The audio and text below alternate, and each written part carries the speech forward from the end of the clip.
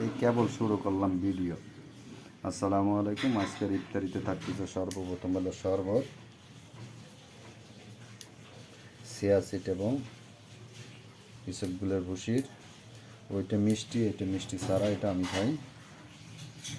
এটা হলো শসা, ধনের পাতা, পেঁয়াজ কুচি, খেজুর, বাঙ্গি, টমেটো, আর থাকছে ছোলা, মুড়ি, হালিম।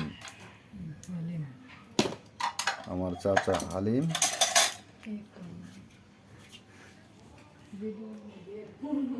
আমার মেয়ে আজকে ইফতারিতে আজকে নাম আপনারা কিছু মনে করেন না, কারণ আমার চাচার নামও হালিম ছিল, এই জন্য কথাটা বলছি।